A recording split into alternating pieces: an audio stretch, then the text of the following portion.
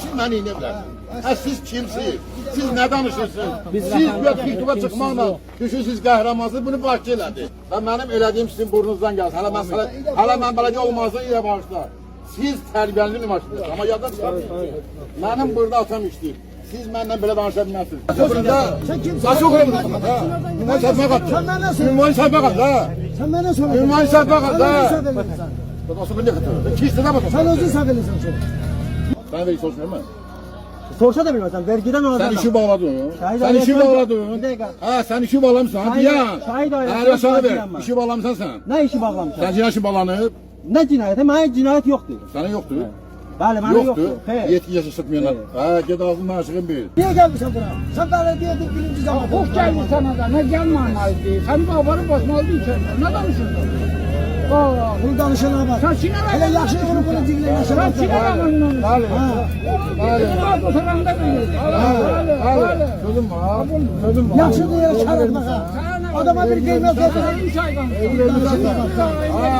Fırındaksın. Yaxşı bilirəm. Ha böyle durdun sana kişi. Sen fırındaksın. Böyle durdun sen. Böyle fırındaksın sen. Durdun sen. Sen fırındaksın. Fırından ağaçtan düşendi. Böyle. Ben kişi adam olmuş o 60'ın böyle. Sen oradasın. Sen orada görmüşsün. Sen orada. Sen onu görmüşsün. Sen oradaydın. Sen oradaydın. Ha? Sen oradaydın. Benim elediğim sizin burnunuzdan geldi. Sizin burnunuzdan geldi. Ayağımları elimizden sana gelecek olanı Sizin yolu düzeltin. Senin burnundan geldi. Sizin burnunuzdan geldi. Adam kişi olar. Ha, benden koltuk oynamıyor. Sen benimle danışamazsın. Benim benimle danışamazsın. Sözümü yığıştır. Hala yok. Sözümü yığıştır. Sözümü yığıştır sen. Sen yaparsın bir şey yığıştır. Hele yaksız Eski burada eski yaparsın diyorum. Beni sert salma. Eski.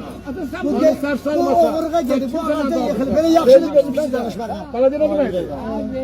Utan sen. Ha o ki. Benle danışamam. Şertesin ha. Evet. Benle Utanmada bakın danışamam. Sen danışına bak. bir şahit ailesiyle, bir gazıyla, vatandaşla yaxşı danışabilir misin? Sen başlasan ben çok hok gelsen. Kim başlayayım? Siz başlayın. Benden hok danışın. Ben Kim geldi üstüme? Ben üstüne gelmemişim. Ben sizden Sen bana danışayım. dedin.